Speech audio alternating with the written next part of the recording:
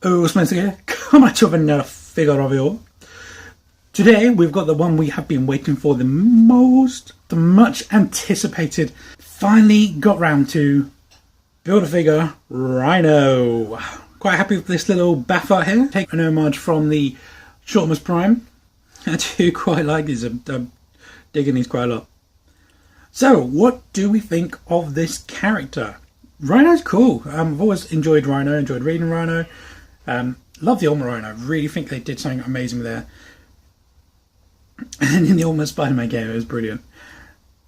The main character itself, yeah, really good. I think Amazing Spider-Man could have done a better job, or some more screen time. That would have been really cool, some more screen time to him. But all in all, do really like this character. Okay, so here we have all the figures in the way, representing their back part they come with. So we'll start from number 6 and work our way down as we did with the reviews. So of course you have Chameleon, who comes with the left arm. Ghost Rider, who comes with the left leg. Craven, who comes with the right leg. Both the ladies come with torsos, so yes, you will have a spare torso. Superior Venom, who comes with the right arm, and then the Scarlet Spider, who comes with both heads. So without any further ado, let's assemble the figure. Okay, so we'll start off with the torso, and then we're going to add a leg. We're going to start with the left leg, so there's an L in there. Upside down L. Now I may have to go and heat this up because this has been stored in the cold for a long time, so it may have some problems.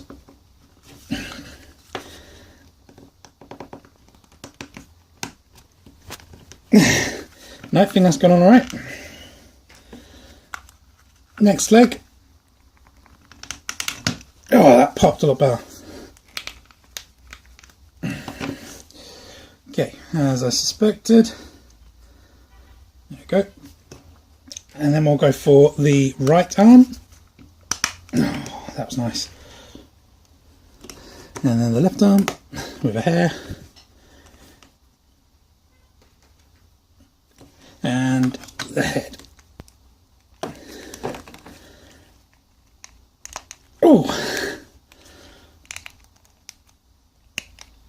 Okay. And boom, here we have him assembled. What do we think of this figure? Honestly, I have one gripe with it, but man, this thing is freaking awesome. Truly an amazing figure. The hype is there. The hype is worth it. It's just absolutely phenomenal. Yeah, I can't really think of anything else to say. Just an absolutely stupendously good figure. The nitpick is so I can't even speak. The nitpick is so minimal. It's barely even worth mentioning. Now the downside to this build figure is you will get 2 torso pieces. So yay! So I'm probably either going to be selling this, or I don't know if I could use this for a custom for anything. We shall see. But that is definitely frustrating. And depending which head you want on, you're also going to have an additional head. Now, we will do, we'll go into this in a bit more. But yeah, a truly amazing figure. So let's have a quick look at the actual design of it, and then we'll go over the additional part. This is Rhino's more modern look, as you can see from the mask and the shoulder pads. But if you do want a more classic look, which we are all familiar with, you can actually do that with this figure, which is why we have the additional head. So to actually do this look, the shoulder pads just pop off nice and simply. You do get this unfortunately unsightly hole on your shoulder, and then the head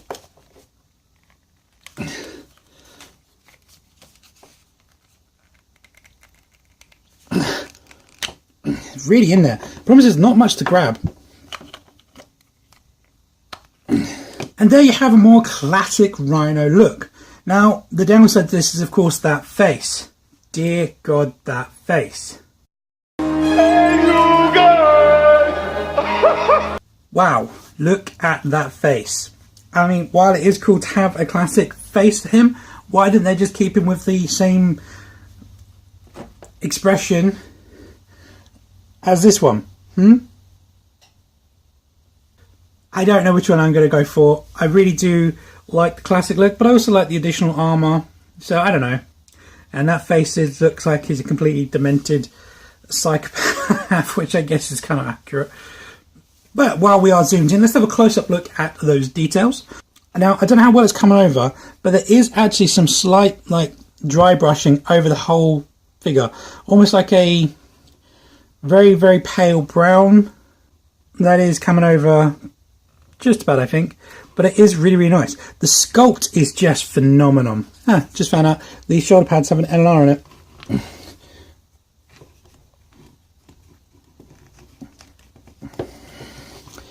So I'm leaving one shoulder on so you can see the detail on the shoulder pad. The same sculpt there, and the line work going around is actually very, very clean. I do really like the shoulder pads. They look really, really good. Now, the head sculpts. The horns are slightly different. If you see, this one has a bit of like almost flesh around the base of the horns, whereas this one doesn't. And of course, the expression's different. But they're basically the same size. The paints are similar. Of course, that has a lot more flesh. The paintwork's a little bit sloppy on mine around the teeth where it actually bleeds onto the actual limb. But all in all, it's really, really nice. I see it's got some nice little lumps there for Rhino skin. The cracks in the actual skin, the texture, all the way through. Absolutely phenomenal. Now, there's no actual other paint apart from the brushing, apart from when we get to his toes. Now, you can see there's a lot more of that brown I was mentioning on the actual foot. Don't know why there's so much more there. Maybe to represent different colours or dirty, I don't know. And then of course his toes are sculpted and painted really, really nicely, quite clean. A little bit of bleeding there for me, but not too worried about that. And then he does have 2 peg holes at the bottom of the feet. And have a quick look at the back of it. You can see that sculpt and paint does continue throughout the entirety of the figure. Oops, didn't put that in properly. Okay, articulation. Now, the neck is on a hinge, so it can go forward that far and only back that far due to the sculpting of the torso. It will block it, but you can rotate it around. Well, you could probably work with it and go further, but basically that's it. But he does look, he was looking up there. With the neck forward though, you can go round just to there, and it is very ratchety, so like click click kind of thing. But you know, it's still pretty cool. Nice decent amount. I wouldn't mind like a one there and then like a ball on the neck. That would have been cool, but I'm happy with that.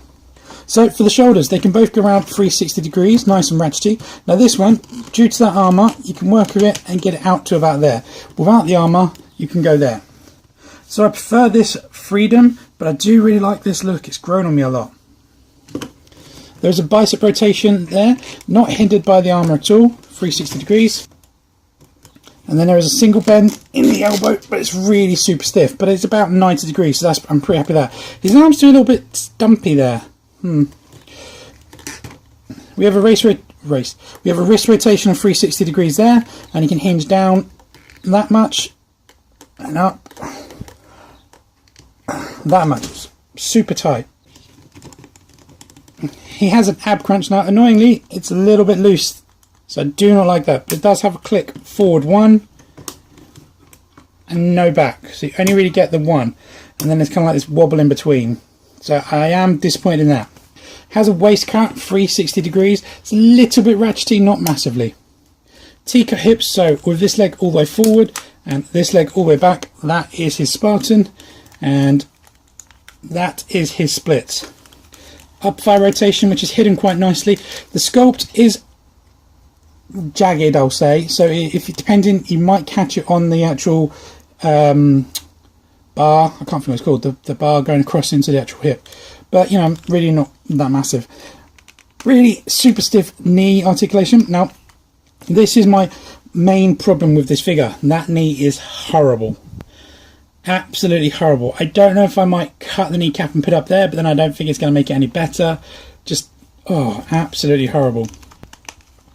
And here's an ankle point from there to there, and can pivot from there to there. And as the late Glenn Webb used to say, utilise those ankle pivots. This is the furthest possible splits he can do with both feet still firmly on the ground. Okay, size comparison. So the Rhino stands to the top of his head just under 8 inches tall, which is just over 20 centimeters. And to the top of his horn, about 8.5 inches tall, which is about 21.5 centimeters. Here we have him stood next to the pizza eating Spider-Man, and honestly, yeah, I do really like that. I think they do look really, really good together.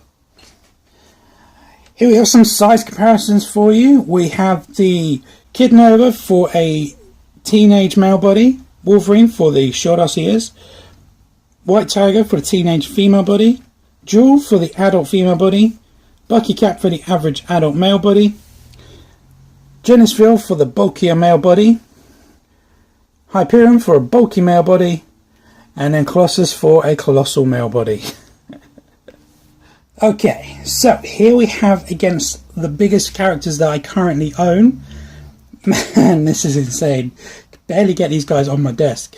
But you can see we have from left to right, Ironmonger, the Destroyer, the Kree Sentry, which we've just reviewed, the exclusive Thanos, the Build-A-Figure Juggernaut, Toy Biz Hulk. Man, Hasbro, come on, give us an update Hulk, not the crappy reused movie one. We need one of them in green. That's what we need, okay, Hasbro? Come on. The Thing, awesome. Hulkbuster, Titus, Red Skull Onslaught, and Man-Thing. Damn, these things just look freaking awesome together. All just humongously bulky. Here's a quick, simple comparison between the strongest figures in the Marvel Universe, and unfortunately, when I did all those big figures, I didn't notice he was not in the lineup. Little bugger slipped behind a box when I was putting them all out. Oh, so annoying. But anyway, so here we have, of course, got the Hasbro Build-A-Figure Juggernaut, the Toy Biz Hulk, I think this is the Build-A-Figure version of Abomination. Pretty sure this is the Raft version. Can't honestly remember top of my head, but I'm fairly confident it's that way around. And of course the exclusive Hasbro The Thing. So man, just looking at these heavy hitters next to each other, they look seriously awesome. But the one that definitely stands out as the weaker link here is the Hulk, who should be the most phenomenal of them all. But as I said, Hasbro, please re-release this figure in this colour. I'm currently working on a custom version, so hopefully I'll get one out for you guys to see. Okay, and I thought I would just chuck this in here as a Sinister Six attack. Man, these guys look awesome. The problem is, because the members keep changing on the Sinister Six, I literally could have put a few other ones in here, like Kraven, or Hobgoblin, Green Goblin. I think Tombstone's been on the Sinister Six, but honestly can't remember that. Yeah, I cannot remember. Please let me know in the comments below if Tombstone has actually ever been in the Sinister Six, because honestly, I can't say yes or no. Damn. Chameleon, could have chucked him in there as well. Whole range of things. But yeah, how awesome do these guys look? Annoyingly, all Hasbro Electro, Hasbro BAF Lizard, Hasbro Doc Ock, Hasbro BAF Rhino, Hasbro Mysterio, and Toy Biz Scorpion. Again, Hasbro, please give us an update Scorpion, because while this is still actually a pretty solid figure, I'd like to see what you guys can do. I mean, it really, I'm tempted to just do this myself, and this could be a really simple, bulkier figure, like Genisville or Kraven or one of them, and just basically do few swaps here and there. And it'll be actually relatively simple. But what do you guys think? Who would be your favourite Sinister Six members?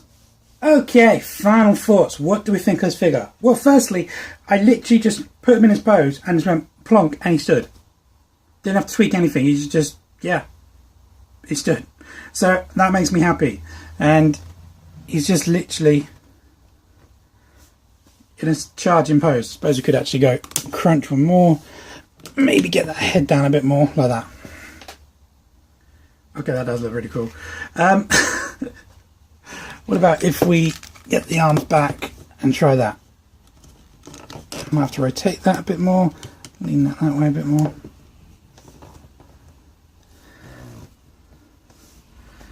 That does look pretty cool.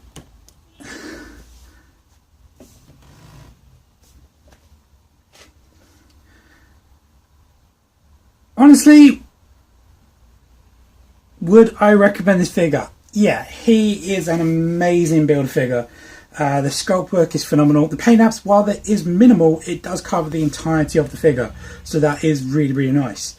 The articulation is amazing as well. I really wish one of those companies there would do a knockoff of this figure so everyone can get it. Now, I don't have my Select Rhino anymore. I did sell that when I sold my entire Select wave, and now I've started purchasing a lot of them, so shh. But I did watch, if you go and watch Glenn Webb's channel, he does do a comparison between two, and I think in the end of it, I can't remember, I think he says he prefers the Select one. But you can pick up the Select Rhino at a cheap knockoff price currently. I think last I saw it was about $16.99. That's Great British pounds. And I would definitely be quite happy with one of those for a stand-in for Rhino in this figure, because they're about the same size and build. I think that one actually has a bit more of a natural look to it. But I do love this figure, and I'm so happy to have this in my collection. Okay, so here we have all of the figures in this wave, and then we're going to rank them, in my opinion, from worst to best. So, Misty Knight, hands down. I just think this figure's a bit blah. I think they could have done a bit more of a... And the character itself is not like a, oh, I need a Misty Knight. Yeah, that's probably it. Now, a lot of people are shocked to this, but I'm going to have to go Ghost Rider. Honestly, because they've released the Legendary Riders one, this figure seems a bit obsolete, which is frustrating because he is a solid figure, but no bike, and Ghost Rider is known for his bike. So I'm very happy to have the now Legendary Riders version, which does include said bike. I still think I do prefer the black though. So, it's such a torn on that one. Okay, I'm going to say the Superior Venom. On a simple aspect, while the figure itself is pretty solid, I believe the character should be bulkier, and that's why I don't feel this is a suitable body mold for this character. I think if they'd gone for maybe even a Bucky cap, would have been better. Which follows Scarlet Spider. Really, really cool figure, really cool. I do like that one, I do like it. White Tiger. I do think she's a very, very cool character, and I'm happy to have her included. I just wish the articulation was a little bit better on this one.